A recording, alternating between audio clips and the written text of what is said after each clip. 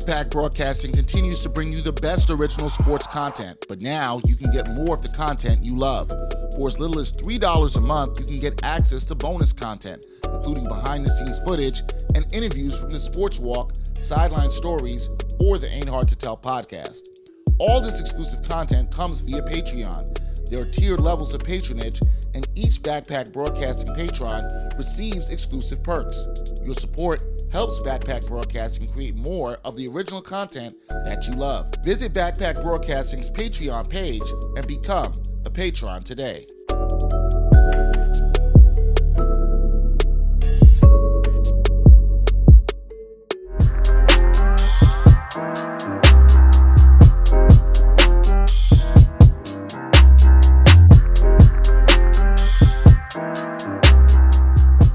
Ain't Hard to Tell podcast, episode 60. Dexter Henry, Brian Fonseca from the Gotham Podcast Studios. And we're going to talk a lot of hip hop today. You know, we did this at the end of 2018, talking about our top hip hop albums of the year. But this is an episode I've actually wanted to do for quite some time. Because I have these conversations with people all the time where a lot of people have a lot of opinions around things in hip hop, things that they think they know, but they sometimes don't.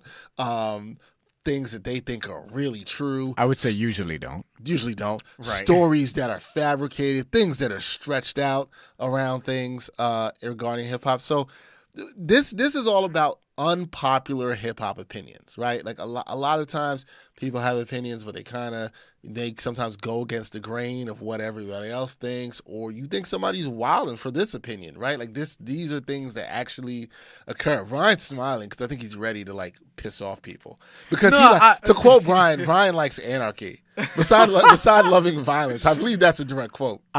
It is. I believe it is. Okay, I'll make sure I'm not messing it up. Surprised that I don't have that one on the soundboard. Yeah, I'm very surprised about that. Very surprised. I'm gonna have to go find that. But now you're gonna clip this and put this on the soundboard. Thank you for that. Yeah. But what's it called? So, first of all, episode 60. I would say that's a bit of a milestone. Is so it? I think that we should congratulate ourselves for that. It's only 60. No, I like your expectation level. It's only 60. I like your expectation level. I agree. Yeah, I expect 60 more. Uh-huh. Yeah. No, I expect 600 more. How about Yeah, that? I like that. All right, add another zero to that. There you go. Okay. Yeah, I know 60, 50 could have been more milestone. Half to 100, no, but, hundreds of milestones. But people,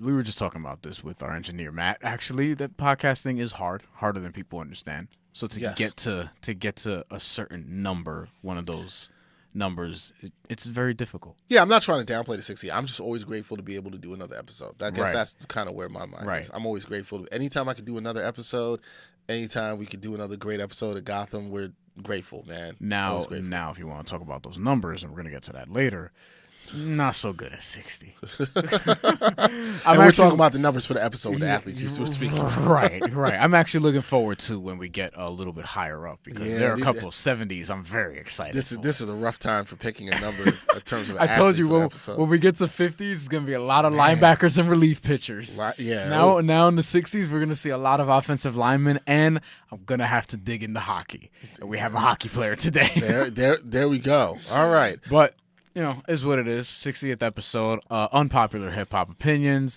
As you can see, we are hip-hop ready. If you're watching on YouTube, Dexter has a Sean Price shirt that I've never seen before. I'm a big Sean Price fan. Rest in peace. He was legitimately one of my favorite hip-hop artists for a period of time, and I used to love his videos on Duck Down because he was just hilarious. You know what's funny? And people are going to see me wearing this shirt. I am not like the biggest Sean Price fan, but I did a story a couple years ago. I was working for News 12 about in Brownsville, close to where Sean Price grew up, also not too far from where I had grown up, this company, and I'm forgetting the guy's name, G, who designed the shirt, but I went and did a story at the store, and they gave me the shirt, and I actually met Sean Price's widow, who was there to talk to me about it. And so it was a really dope shirt, really dope design. I've probably had this shirt for about 2 years, but this is my first time wearing it. And also, And also on one of Sean Price's albums that he released before he unfortunately passed away, Mike Tyson, there is a song on there that features one, Freddie Gibbs, from 2013. Man. That's right. That's Why right. does it always have to come back to Freddie Gibbs? The song is called "Remember Me." It's actually really good. Yeah. And I'm also hip hop ready because I have the J Dilla hoodie, Dilla's Donuts, a play on obviously Dunkin' Donuts, as you can see, the pink and the orange. Which will no longer be Dunkin' Donuts. It will just be Dunkin'.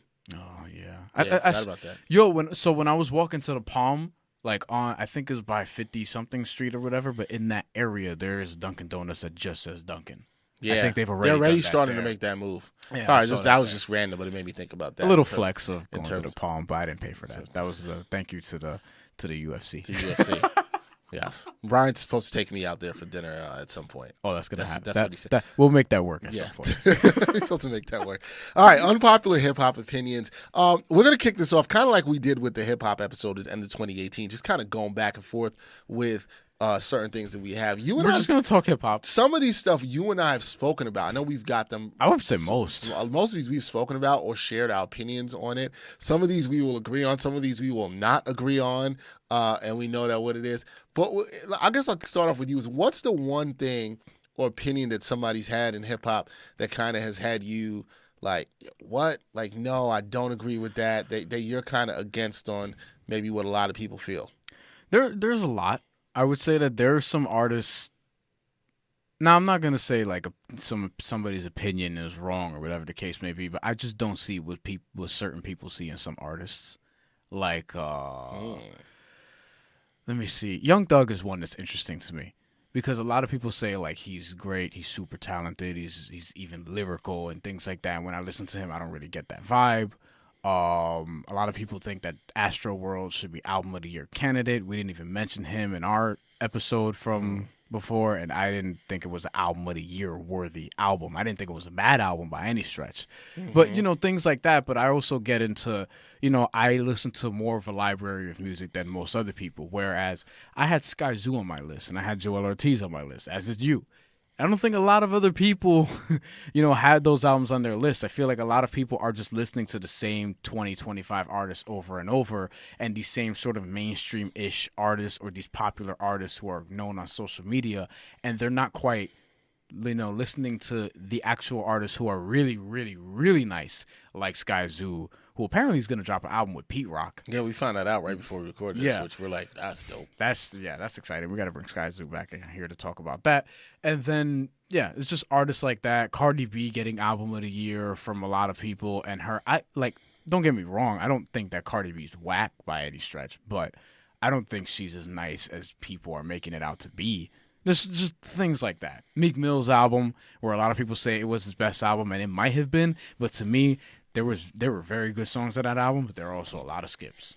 Yep, there are a good amount of skips. Yeah, I did. Like, I think it was 19 songs, and for me, I counted 8 skips. That to me is not that good of an album when somebody's put something out like that. That's me personally, but those things. But I'm like, look, we can get into a real conversation about hip hop because the people that I listen to are not artists. It's the same thing that we talked about when Naomi was up here with Kanye, and I felt like Naomi didn't have the same people in her library to sort of analyze music from. Because if people are telling me that this person's nice, I'm like, then who have you really listened to? I think that's fair. I think that's fair to question for anybody when it comes in terms of their music listening, right? Even if you take it out, even if you are a big hip hop fan, it's what else are you listening to outside of that? Because so much is influenced from sampling and other things. So, like, what other genres of music you listen to? What other forms of songwriting? But you know what it's like. It's like when people get on people my age. And at times rightfully so, for thinking that LeBron's better than Michael Jordan, even though I am one of those people, but I understand what they're saying, like, oh, but you've never seen Jordan, you've never seen Oscar Robertson, you've never seen Will Chamberlain, you've never seen Bill Russell, so how could you say LeBron's better than all of them?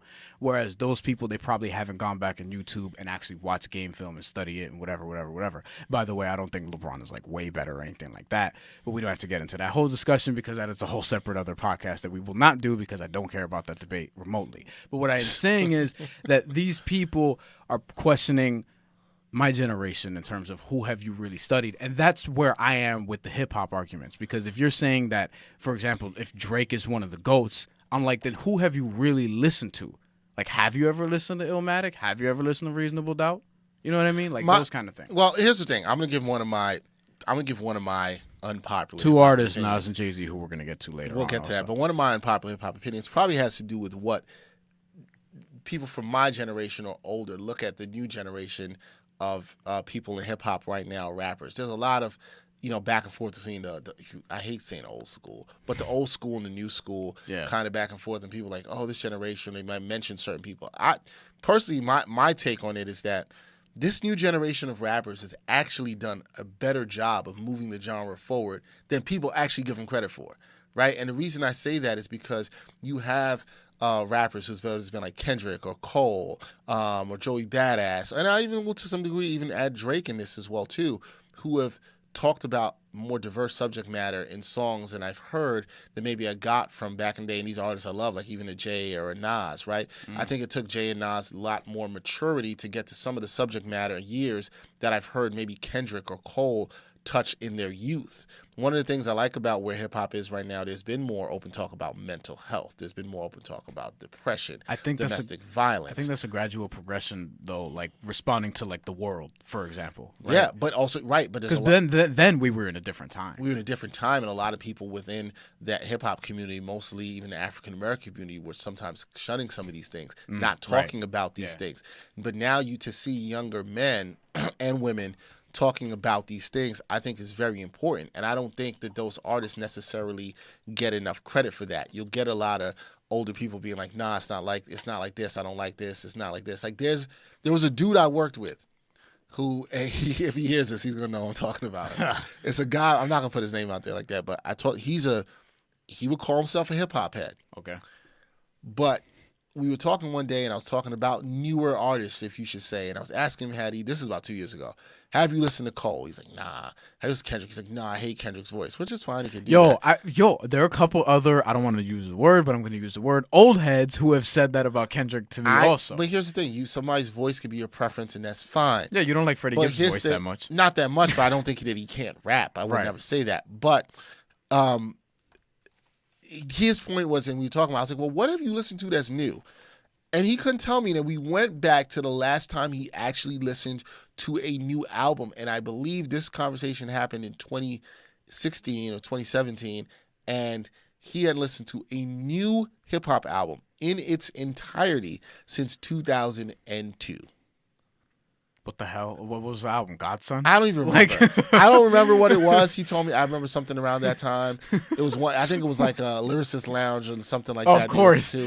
So he's very into, that real shit. He's very into woo and. But that's what I'm saying. Like, and that's the other part of it is like, that's the other side of the spectrum where some of those dudes and women are ignorant to the newer stuff that comes out now. Like, Eric Bellinger isn't real R&B, and Kendrick Lamar isn't real rap. That sounds whack, and he's talking about this. Yeah, I don't like that because there are those out there. You're boxing that into the same, and I think, like I said, I don't think people give this new generation.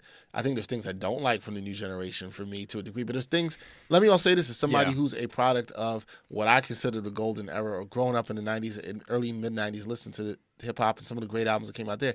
Hey, everything was not great. There was trash that was out there then too, and there's things that were not great, but there's this sort of romanticism that everything back in that era was great, and I just think that's messed up. And I think recently we've actually had a really good run, an era in the genre, and people just are not appreciating it. It's the same thing with basketball.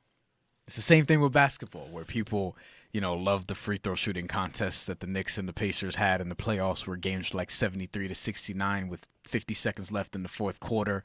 And, it was just a hack fest over and over and over again. Whereas today's game, they think everybody's a coward just because there's more spacing and no hand checking and things like that. Even though this level of basketball is the highest that we've seen ever. In terms of talent, yes. It is. But see, I'm a basketball lover, and as much as I love early 90s basketball and can still go back and appreciate that, me too. I can also still tell you that the talent has never been as good as it has been today in terms of roster depth, in terms of multiple people and what they can do on the court. It's just a high level of talent. It's the same thing as genres in sports are supposed to be pushed.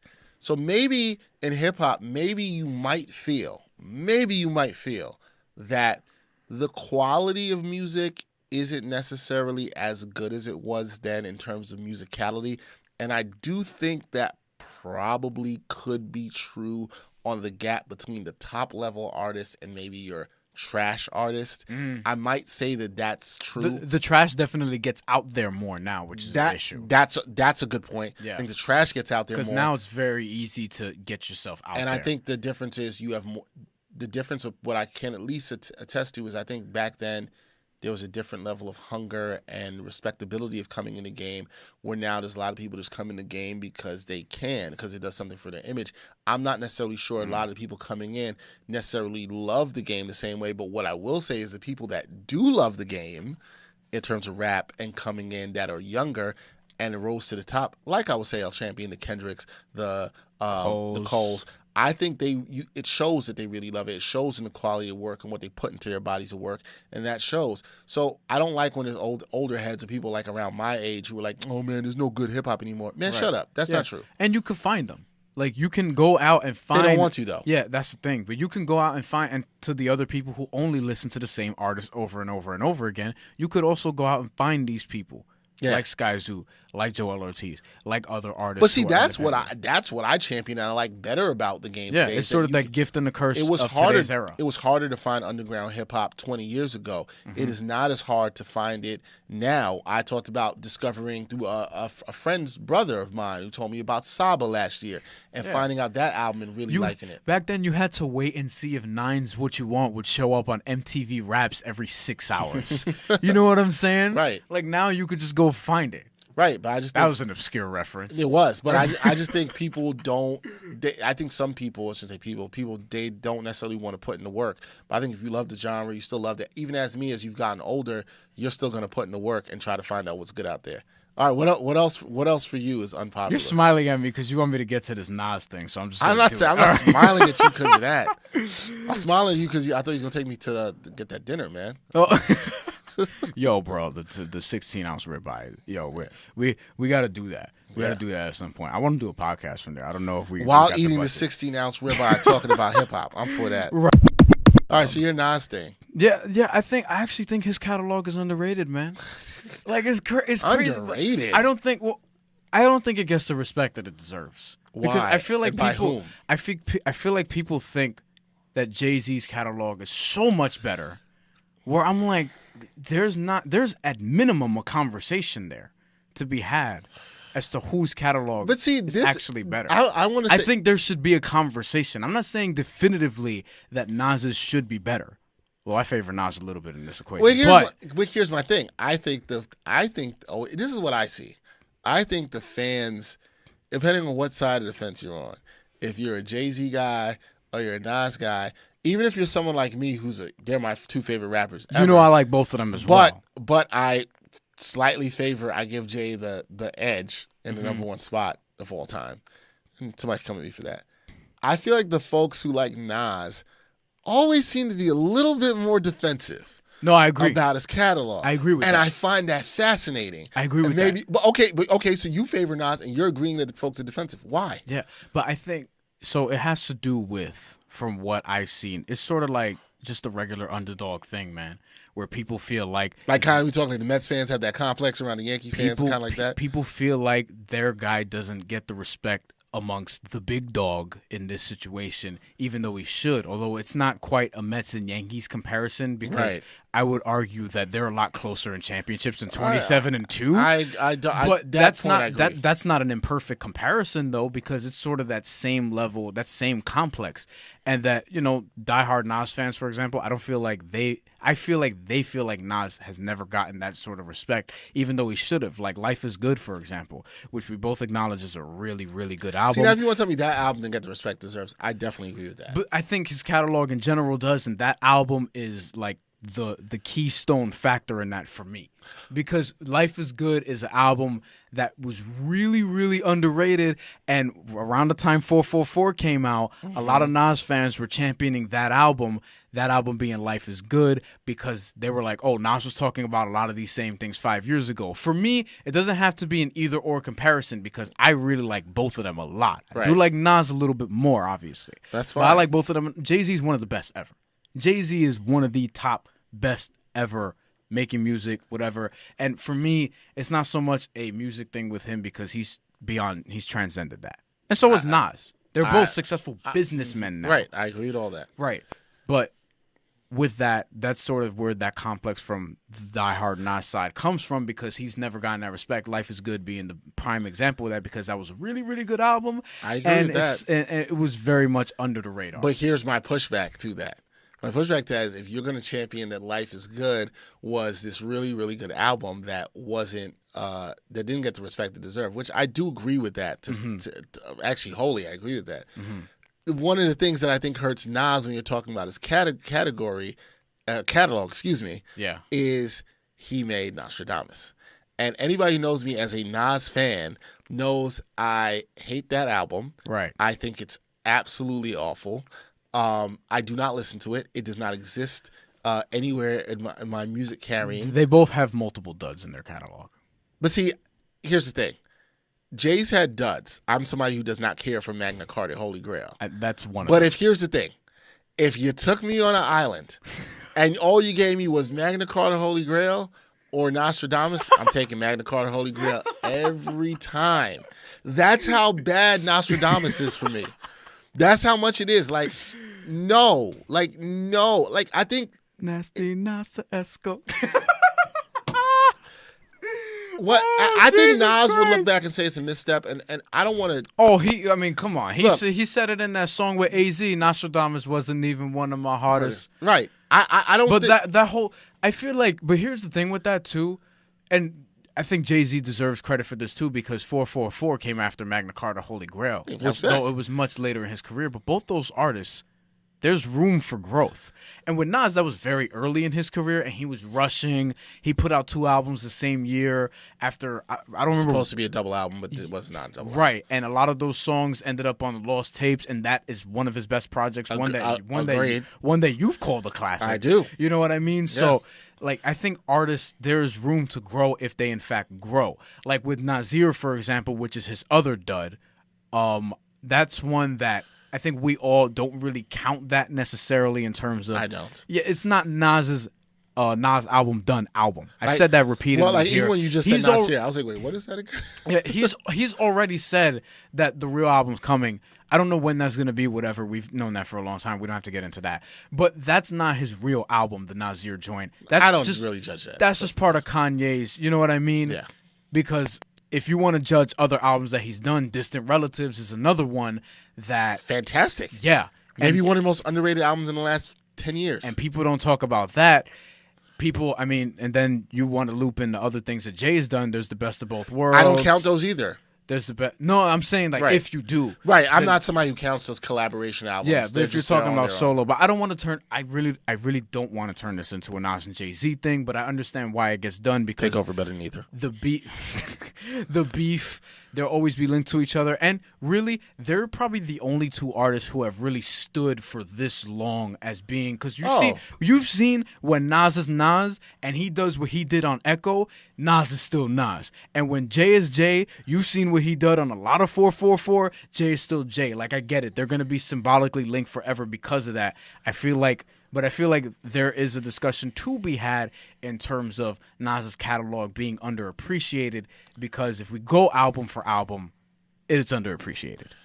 See, I don't think it's. I don't consider it as close as you do. So maybe I don't see. I don't want to compare. I don't want to compare the two. But I also don't think it's I appreciate it. So maybe I'm looking from the perspective of I'm somebody who loves Illmatic. I think it was written is really good. I think I Am is really solid. Sans about 4 songs. Like when people. Okay, you mentioned Takeover, for example. This is gonna be a non. Yeah. See, you said you didn't want to go there, but you went there. Yeah, but here's the example that a lot of people use where Jay-Z says, or you had one. What was the line? One album every 10-year average, which is wrong. Because It Was Written came out during that time, and I know you don't love It Was Written, but we were just talking about I Am, and you like a lot of I Am. I Am is solid. Listen, you don't agree with this. I don't agree with this. There are a good amount of people who will tell you It Was Written is better than Illmatic. I don't agree with those people which gives you an idea of the kind of respect that It Was Written has at least gotten. I think It Was Written is really good. I do. I don't think it's as good as Life is Good. I don't think so. I don't think it's as good as God's Son. I don't think it is either. You know what I mean? I agree. But see, I don't think. I don't think it's as good as Illmatic, and I don't think it's as good as Stillmatic, and I don't Is it as good as the Lost Tapes? No. Probably not. No, that's what I'm saying. Do you know what I'll say? But it's still, but that's what I'm saying though. But here's all those albums ahead of it, but it was written as still a good, like a real good album. Here's the thing: it was written. His catalog is strong, man.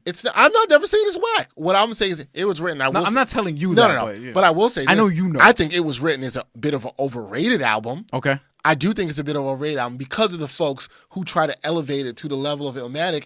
And then the albums that you just mentioned that I actually think are better. And I agree that are better than it. But I think, you know what I think it is? And you were not, obviously, or you probably were just born. So you weren't really in there in that time. That's the thing, when too. It comes out. And being in a moment, I think what it was, and I was still only it was written, probably came out when I was probably like 12, 13. So what I remember is it was such a deviation from, and you can tell on sound. If the kids you listen out there, go listen to Illmatic, then go listen to the Trackmasters, yeah.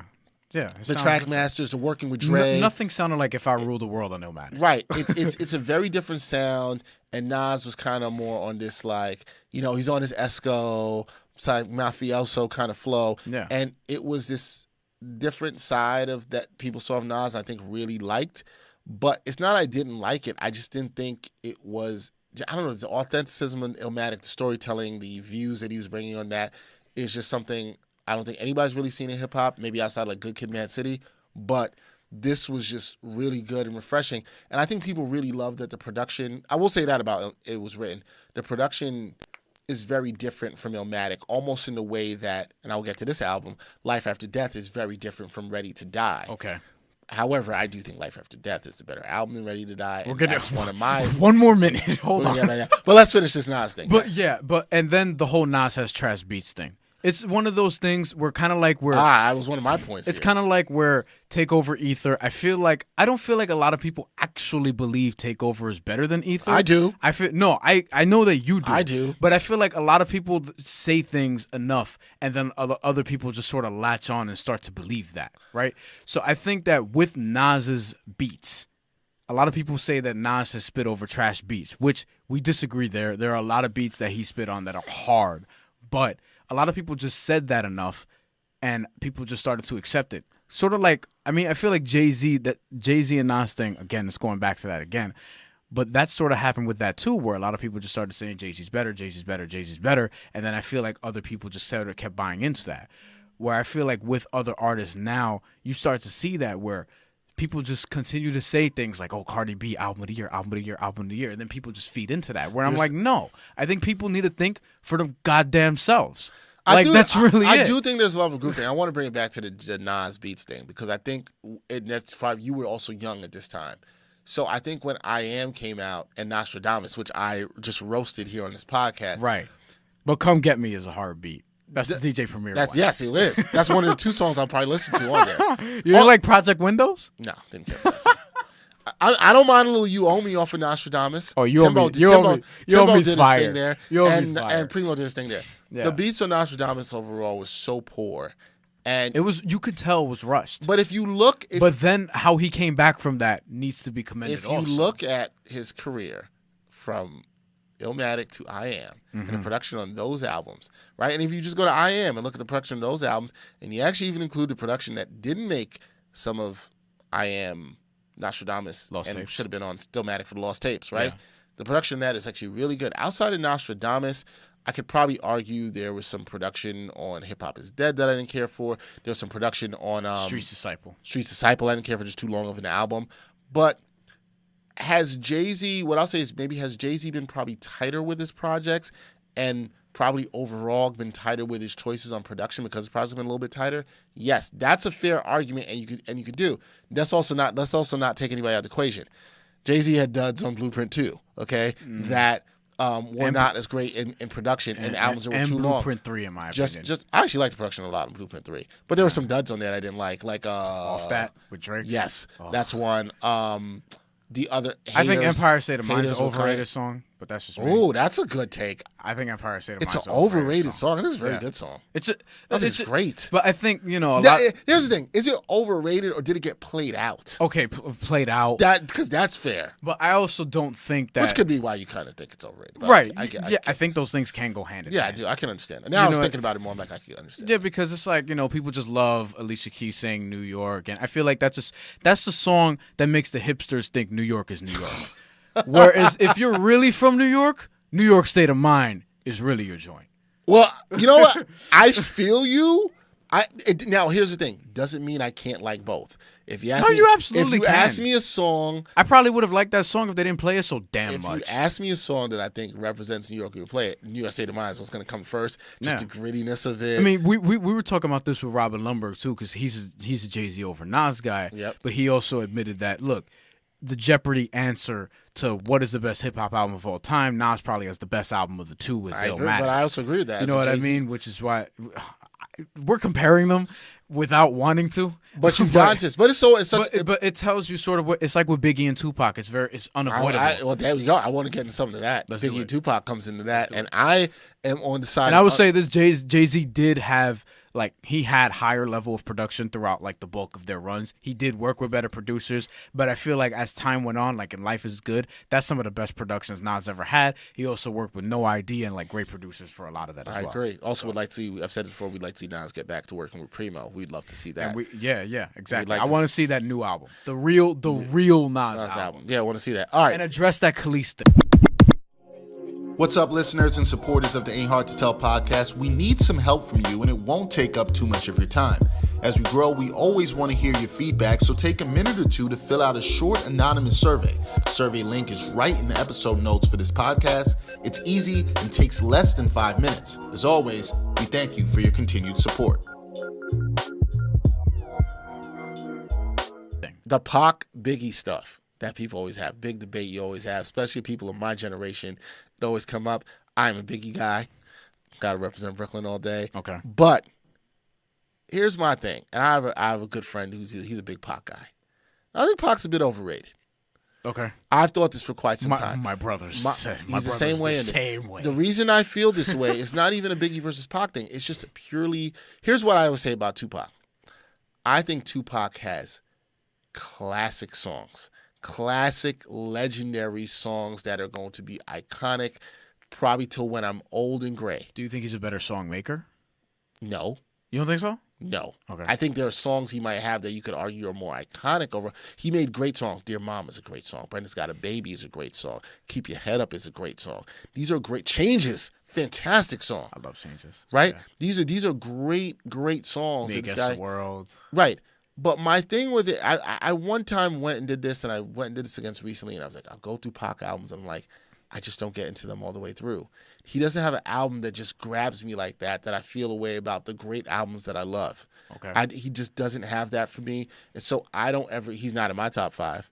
But if somebody wants to put him in their top 5, I'm not like, oh man, I'm mad at you. He's one of those guys I could see. A lot of people have connected him in some special way that you probably can't take away from them. So I get it. But see, that's kind of goes to my point. I think it's always more about that with him. People like instead of his actual ability. Yes. Okay. People liked more the persona, how he transcended rap for a bit of that time, was in movies. He was a big star, and people, if you're of that time or were a little younger, my age, you would know that. He did that. He kind of had that thug life persona. He had this thug side, but also this very intellectual, soft side that I think spoke to a lot of people. And I get that. I think we see some of that in what you were talking about with like Cardi B today. People like things about her persona that speak to them. And it transcends the music. But the music is not. And I think that's dope, but if we're just not that talking it's bad, about, right. But and I think she's done a lot of good stuff that I actually like. Yeah. But like I think when you just talk about like in terms of like rapping ability and what I'm coming to hear, this is no shade at Cardi B because I don't dislike Cardi B and I don't think she's trash by any means. But I'm not like, I think there are actually better women out there. You can't tell me Rhapsody's not better. You know what I mean? Because people, and I don't want to make this a women thing only because Rhapsody's better than most of the dudes rapping right now. I agree with that. But Cardi B is usually championed as the best female artist out now, where she's not better than Rhapsody. Because what we do with women a lot of times happens with men too, but we do. Not better than Jean Grey. You know what I'm saying? She's not better than No Name. She's not better. She's not even better. I don't think she's necessarily better than what I've heard from Chica, who we've championed on this podcast already, who's an up and coming rapper. Right. Sid. Right. You don't hear this. So I just think people like the persona more, and I just think when I look at body of work on the albums, I just don't see it. And we'll get back to the Biggie thing real quick, but it just hit me. When I interviewed Uriah Hall, this is so random, but when I interviewed Uriah Hall, he brought up Cardi B, and Uriah Hall, if you don't know, is a UFC fighter who's actually from Jamaica, Queens, and Jamaica, the country. So he's from Jamaica by way of Jamaica. That's dope. We were talking about Cardi B for some reason. And he said that, look at Cardi B, and the reason why people like her so much is because with her, a lot of people see what they can't be because she's just herself. And a lot of people now, because of social media, they can't be themselves. They're trying to uphold a persona on Twitter, on Instagram, on whatever these platforms are. And Cardi B sort of embodies something that they can't be because Cardi B just comes off as naturally Cardi B and whoever she is. And I think there's something commendable for her to be doing that. But people are glued to her because of that, because they're, in a way, living vicariously through her, which is what people do with people now in the social media age. So it's more of an idealistic, is that a word? Yeah. Idealistic type of thing. Idealistic type of thing with Cardi B. Whereas, when it comes to the actual music, that calls them to like the music more because they're into her so much as the person. I feel like I can sort of separate the two. I'm a big Vince Staples fan. I love his interviews more than I love his music. I love his music. I didn't really love his last album, FM, that much. But, it's fine. I could separate the two. You know what I mean? I mean, there's artists I like. I just don't get as deep into artists' personalities and their lives and stuff like that. That's just not me. I mean, if they're entertaining to me, there are some that I follow on Instagram, like Freddie Gibbs hilarious, Michi's hilarious. Yes. You know what I mean? Like there are guys sending me Freddie Gibbs stuff. Because it's hilarious, but like I don't dig into too deep into it because I know who I am. Yeah. You know what I mean? Like I'm myself. Yeah, I do think that plays, and this is not me throwing shade. Alicia Cara's another one. You know what I mean? I just random for you people out there. I just think big Alicia Cara fan. I just think people elevate. I don't know. People elevate some people to a different level. That kind of as you said, Jay and Nas always get brought up in these conversations. Big and Pac, Cardi and Nicki. It's gonna be the same thing. So it's gonna be the same thing. Lil Kim and Foxy. Was that? Well, with women it happens too much, so they just always have to pit two women against each other when it comes to rap, and we don't act like the women's rap game is more diverse than what it is. You have any other ones? Any other? Because you have the Nas thing. You kind of anything else that you got in unpopular hip hop opinions? Did you finish the Biggie one? Well, yeah. Well, I mean, I don't really have much saying to Biggie. I have something else to touch upon with Biggie, but I'll get to that later. What is it? My Biggie thing. We kind of talked about this in a podcast. Wasn't the albums? It was. Oh, okay. That I think Life After Death. I want to hear. Well, two things. One, I think Life After Death is the best produced hip hop album of all time. Really? Yes, I didn't know you went to that conclusion. Oh, okay. yeah. I'm not even gonna fight you on it because I will have to think about it. I think it's the best. I'm pretty sure I disagree, but I'm not gonna be like I don't love that production. I mean, fine. You can disagree. You just give me an album. That's the thing. I would have to sit and think about. Okay, I mean, I would off the top of my head, I'd probably give you Illmatic, which is comparable. Ooh. You know what I mean? See, here's the thing about what. Let me go. What I say.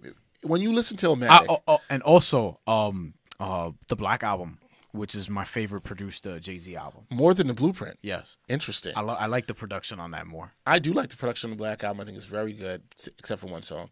What's the one song? Justify My Thug. Oh, yeah. Don't care for the DJ Quick production on there. Yeah. The thing is about production, and Illmatic is by far. Some people would say Ready to Die, by the way. I'm sure a lot of people would say Ready to Die. See, the problem is, Illmatic and Ready to Die. Ready to Die, a lot of the beats are similar to one another. The drums sound a lot the same. Yeah. The thing with Illmatic is you kind of get the two of the productions better. You have one of my favorite songs, The World Is Yours, in Illmatic. The samples are more diverse. The samples are more diverse in Illmatic.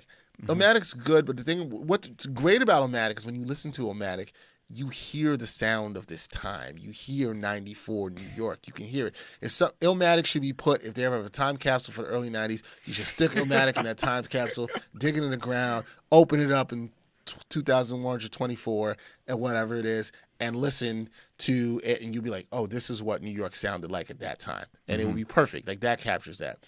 The thing I think about with Life After Death that I think is so good is just how musically diverse it is.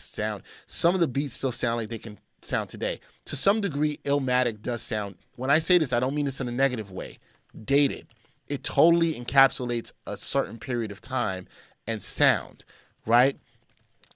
I don't necessarily, I feel like the good thing about Life After Death is the sound is so varied and the musicality of it through a lot of the Hitman production and Diddy, and like we just saw What's Beef that was sampled on Meek Mill's album and the violins in that song. It's very musically rich for a hip hop album and diverse, and I really like that in terms of the samples. And I just think the production, I still listen to production. I still listen to like Notorious Thugs, and I'm like, yo, I love that. Notorious Thugs knocks. The piano's great. My favorite, my Victory doesn't count as a Biggie song, but those are my favorite. That's a very well produced song. That doesn't, that's probably my favorite Biggie verses, but my favorite Biggie song is actually the last song on Life After Death. You're nobody till somebody kills you.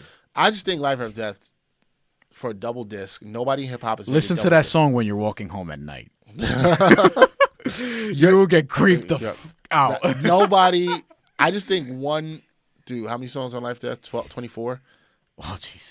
It's a double disc that I could literally listen all the way. Sky's the limit. Very well produced. That's what I'm saying. The production on Life or Death is so good, man. It is. It's so good. Like you would listen to those beats without any lyrics. It is. I'm not as high on the album as you are, but wow.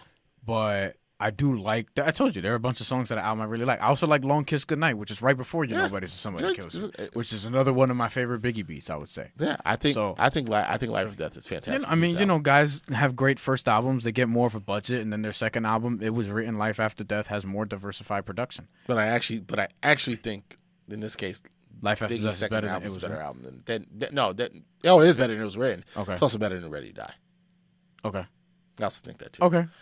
I'll probably piss off some older people than me, but whatever. I want to get into see, this is really short because you have some interesting things that I want to get to involving Kendrick and Drake, so I want to get to that. Yeah, I do. You already got into the new generation one, which I do agree with, about them doing a better job than people give them credit for. Yeah, they did. People don't. But I also think that, look, and Joe Budden touched on this on his podcast recently, and I so agree with him. We don't have to care about everything that comes out. And this is my thing just in general, right? A lot of people drop music. Too many people drop music. And that's sort of the gift of the curse of the internet age now. It's like there's too much music. There's too many podcasts. So it's hard for you to sort of get on. But I feel like at the end of the day, if you're good, you're good. It'll shine through. Yeah, it'll shine through all the BS. I still believe that even in this age now. When we get into music now, I just don't think I have to care, even though, like, yes, we're analyzing hip-hop here on occasion, and we do, do some work in the music industry, if you even want to push it that far. I don't have to care about Lil Yachty's next album. You know what I mean? I don't have to care about, I was going to mention somebody that I probably shouldn't mention.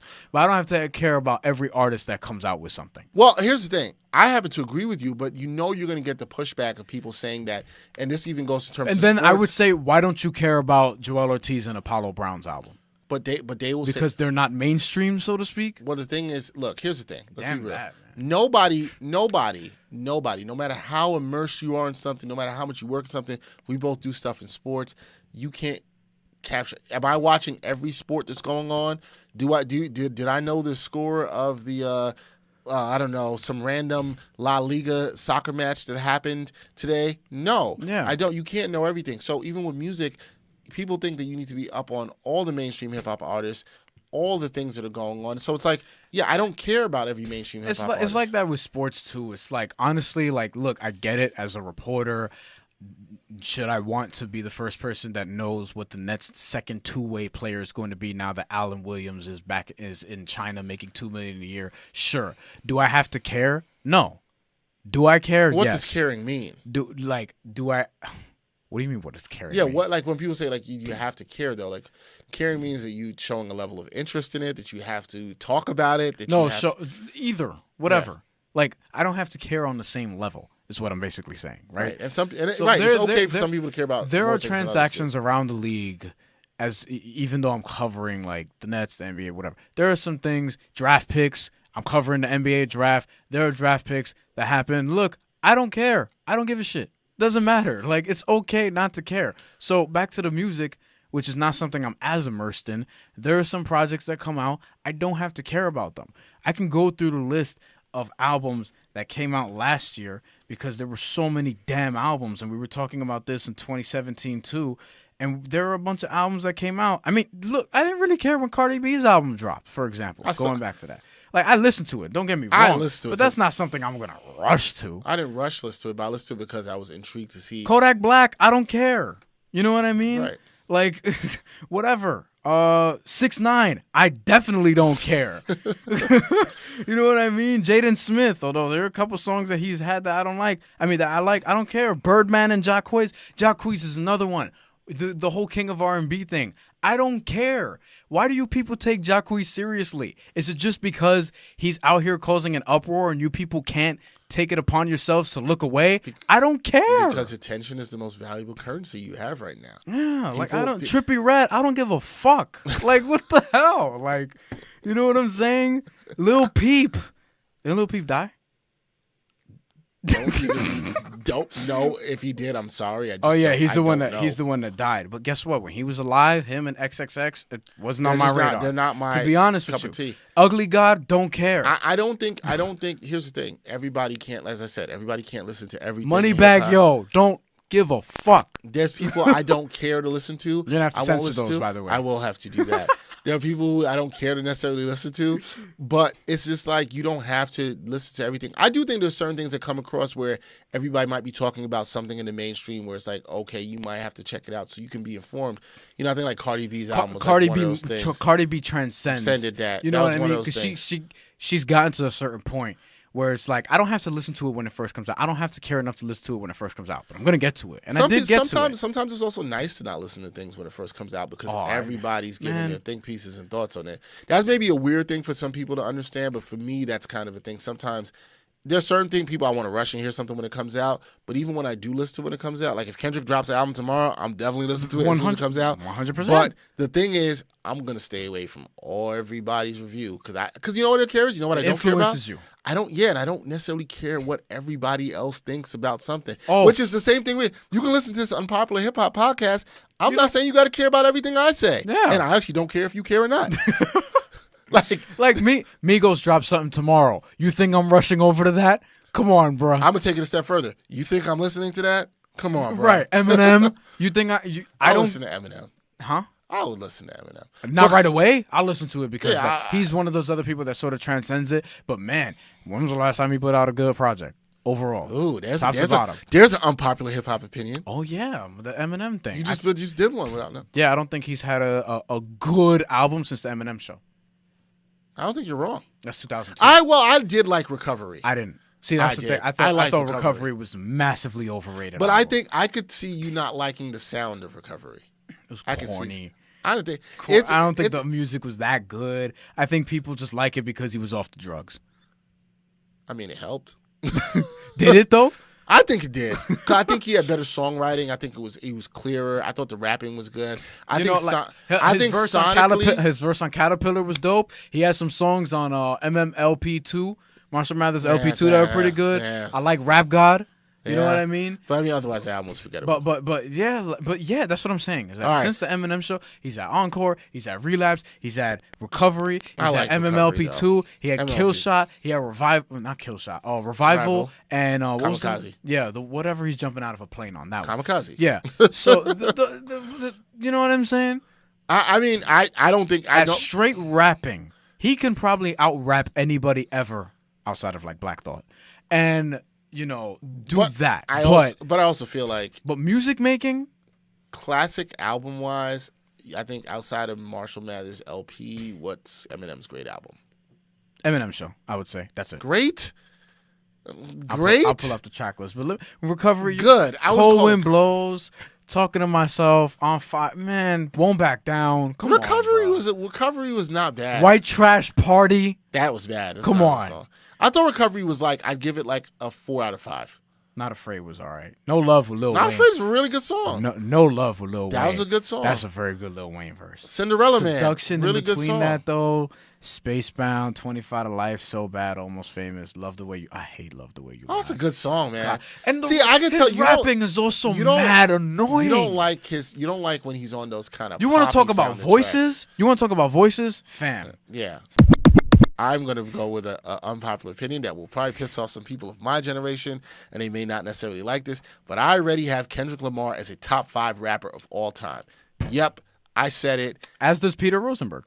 Yeah, and I know Peter... I think Peter Rosenberg has him as the best ever. I'm not going to go that far. Peter Rosenberg... that doesn't mean I don't think Kendrick can get there. Although he's on that path. Oh, yeah.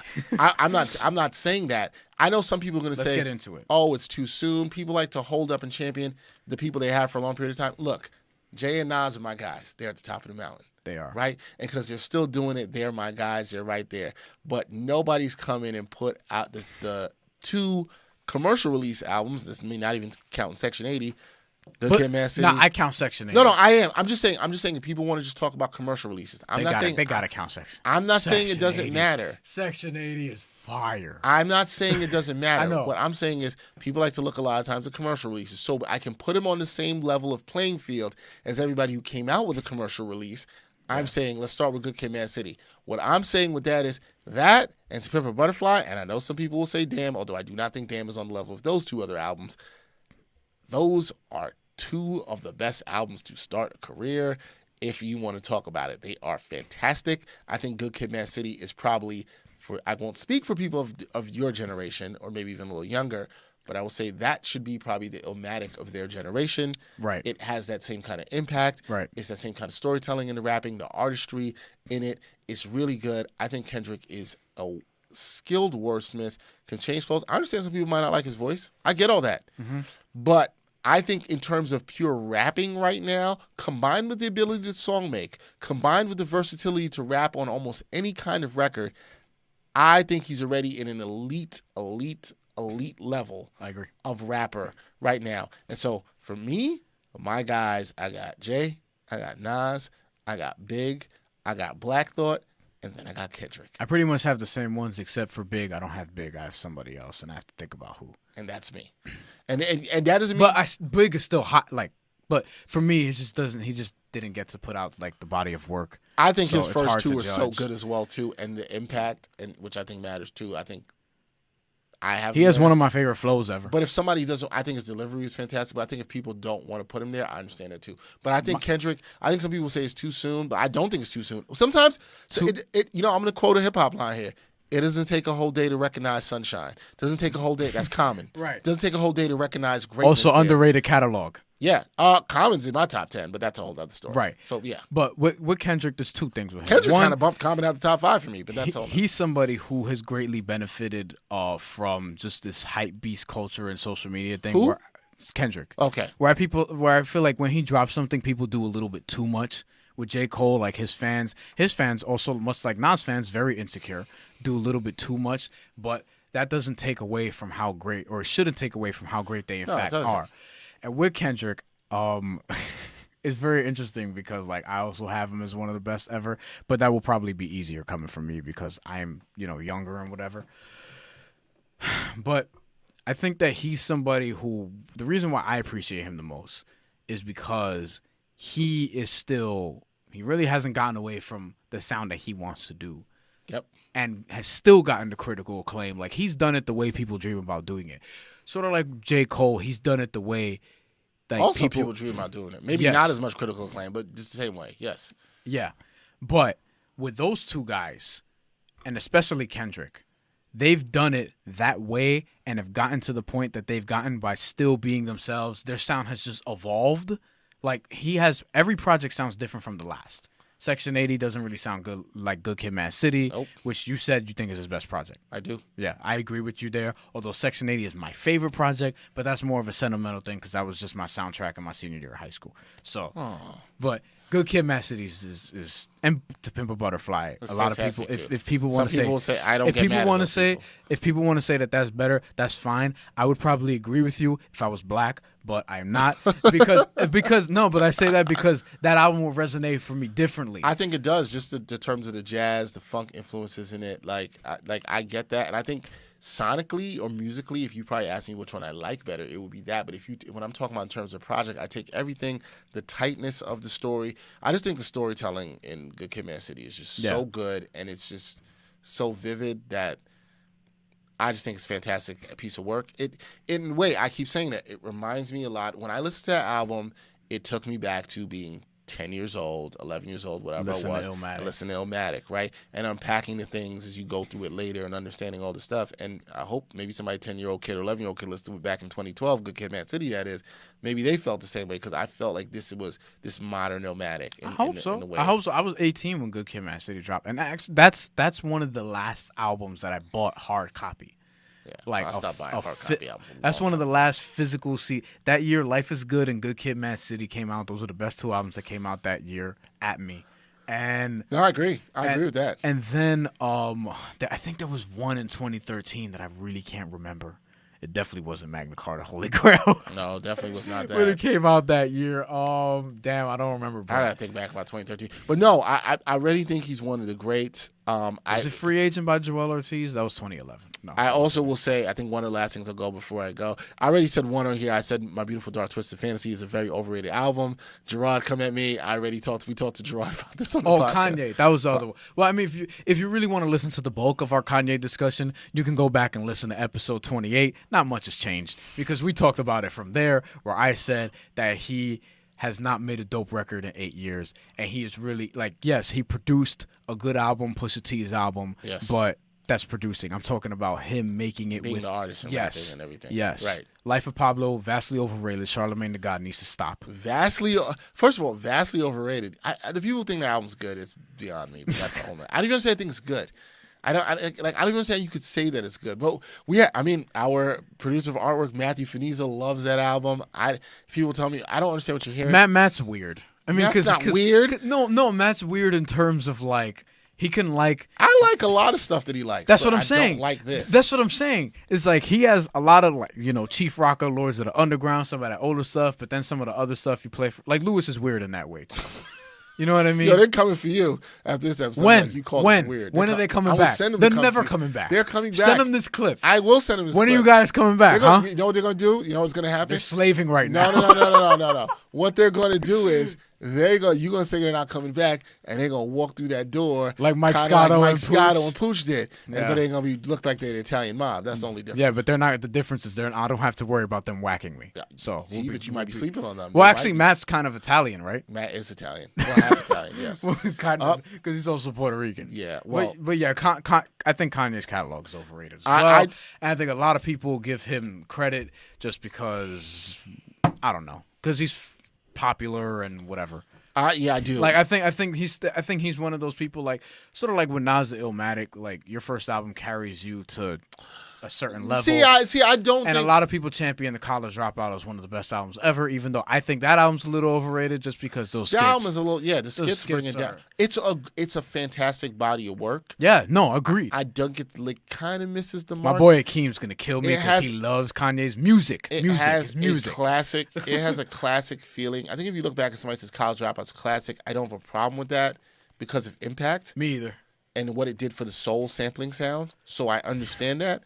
But I do think Kanye's first couple albums kind of missed the mark with the skits. They kind of ruined the flow of the album. I think Jesus Walks still might be my favorite song. Jesus Walks is a fantastic song. Yeah. I won't say ruins a strong word. It hurts the flow of the album. But I think Kanye's first 3 albums, in terms of what he put out and the body of work, the subject matter he was touching on, which is very influential in this generation that we have now, and 100% should be given credit for. Although, that's another thing is I don't think we have to appreciate everybody's influence. Because not everyone's influence is a good thing. No, that is true. That's not to say that applies to Kanye musically. But I'm saying, for certain people, that get credit for being influential, a Kid Cudi's a name that gets thrown around there a lot.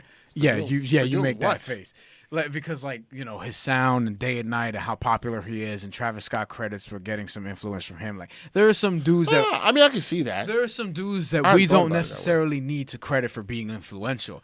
I love Steph Curry and what he's done for basketball. I don't love what he's actually done for basketball to some degree, because now all these kids, all these 8-year-olds want to shoot from 30 feet out, and I don't think that's necessarily good for the game of basketball. That's a good example. I understand what you're saying. You know what I mean? Like Steph Curry's a great player. Love watching him until he pisses me off and does something corny. But I'm partially joking there. But I don't have to love what he's doing. I don't have to love what he's doing in terms of revolutionizing the game fully. Sometimes because he has revolutionized the game, that doesn't mean it has to be a great thing. Just like the Mamba mentality, that's been very influential, and I don't have to like that shooting step back mid-range 2-pointers has to be a good thing that Jason Tatum is doing now that is sacrificing from his development. I don't have to love that. Yeah, I mean that's fair and that's fine. Yeah. My last thing I'll do before we go, because we got to go.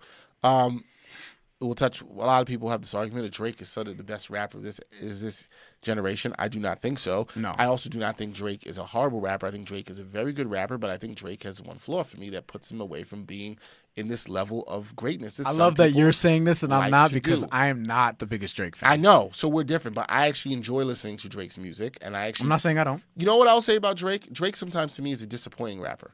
Drake's a disappointing rapper to me because I think he's got fantastic rap ability, but I don't think that he's ever put together a good body. Let me check. Let me go back on that. I don't think he's ever put together a classic album. You can come at me, Drake fans who love Take Care. But in fairness to you, you love Royce the 5'9". You're pretty much saying the same thing before he made the Book of Ryan. Yeah. And this is not Drake slander. I have a lot. There's other people I could bring up this about too, who I think are good rappers that maybe necessarily didn't put the body of work. You could put Crooked Eye's a phenomenal rapper. You gotta take anybody out of Slaughterhouse before Royce did. Not Joe Budden. Not Joe Budden. Joe Budden's made great music. But what's his classic album? Okay, I see what you're saying. Like if I had to say I would Mood Music 2, but that's a mixtape. Right. I was gonna say Mood Music 2 is one, and I do think that All Love Lost is great. But it's very depressing. Yes. Wait, is that the one I'm confused? No. You're right. Okay, the replay good. Value on that, you have to kind of be in that mood, and probably his Are you in that mood yet? Probably right, and probably his best album was his last album, Rage in the Machine. Would I put that in classic territory? No. There are classic verses and songs. I'm not sure if I put that. Album. Maybe look, some albums do take time. Like maybe I'll look back in 3 years, and because he's doing a lot of these things now. I went and listened to that album recently, and it's like no. But let me see. He's doing a lot of things now that sort of transcend music. Maybe that album gets better off the strength of that. You know I don't think it should influence. It should be what the album is. You're probably right. It shouldn't influence. You're probably right, but I'm not sure because I feel like what I'm saying is a lot of people are probably going to champion it in that way because of what he has done. Go back, listen to his body of work, and sort of appreciate that more because of the things that he is saying on that album as well. That kind of annoys me because you're like, I'm not going to go back and listen to some album I think that was great, or not saying there's albums I haven't gone back and listened to and it hasn't gotten better to me, but like for most part, see, I'm a believer in this. I think people sometimes say you can't say an album's classic instantly. Yes, you can. If I can know something's instantly trash, why can I also not know it's instantly classic? I can know that too. That also doesn't mean that things can't grow on me. Like I can watch LeBron right away and tell you he's probably the best basketball player I've ever seen. I don't see that, but I don't see it as crazy. I still take Jordan over LeBron, but that's a whole other argument. No. That's why I said probably. But if somebody says that, I don't think it's necessarily crazy.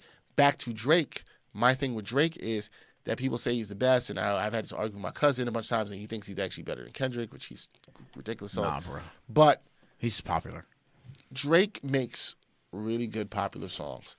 I also was disappointed in Drake because I thought the first part of Scorpion, the rap part of the album, was actually really good. Some of the best rapping he's put together as a collection of work is really good. I think Drake's a very talented introspective rapper. He really gets an introspection. When you looked at the work he did on So Far Gone, some of the subject matter he talks about, sometimes I want more of that, but sometimes the subject matter has become redundant.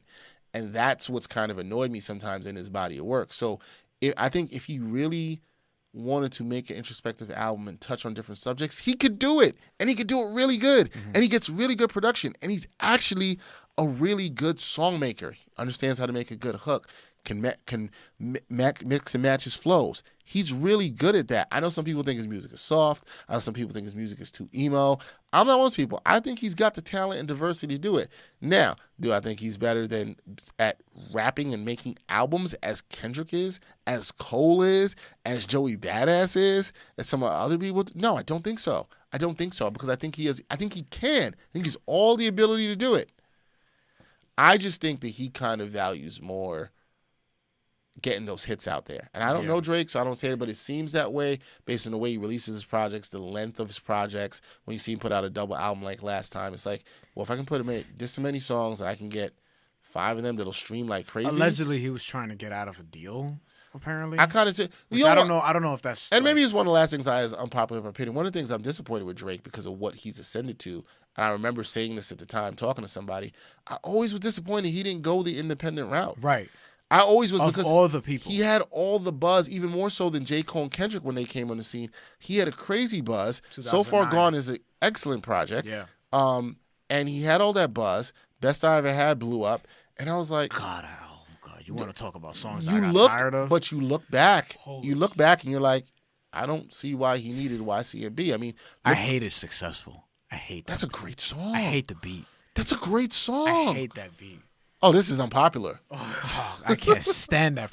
I know you like the minimalist production, and I do sometimes too, but that one, like it. Jesus. But like lyrically, the concept of the song, what he's talking about, that's the kind of Drake I like. Nah, bro. I just want to be successful. Nah, bro. Nah, I like Nipsey Hussle's verse on Killers. That was one of the early Drake songs that I really liked. That's a good song. Anyway. Okay. Hopefully we didn't piss too many of you guys off. Drake. I was very annoyed with Drake in high school just because that's what, like, You're annoyed with everybody. Everybody was throwing that, like, listening to. I'm like, you guys are so unoriginal, just listening to the same thing over and over. How do we know you weren't listening to the same thing over and over? I wasn't. No, but I'm saying like the same thing as each other over and over and everybody over. Else. Everybody's a group just listening to the same. You know what I was listening to in 2009? I don't know. I don't really care. What was I listening to in 2009? Slaughterhouse. I was listening to a lot of Slaughterhouse in 2009. And nobody else in your school is probably listening to Slaughterhouse. No, I have my crew. I have my clique. Oh, so all of y'all together were listening to the same thing. So why can't the other crews listen to the same thing? Because everybody... No, I'm just trying to make this real messy. You're doing what I do. Because I drag stuff out. Yeah, everybody's listening to the same thing. But my crew, we all listen to Slaughterhouse. The freestyles and stuff, yeah. That made us write a little bit. And stuff like that. Oh, it was a good time. Can we see your book of rhymes? I have it somewhere. Great down song for Godson. Oh, yeah. Great concept, too. I'm surprised no one's redone that. Yeah, it's a good concept. Good production by Alchemist, too. Oh, that's one of his best produced albums. Yeah. Outside of Zone Out. That's another story for another day.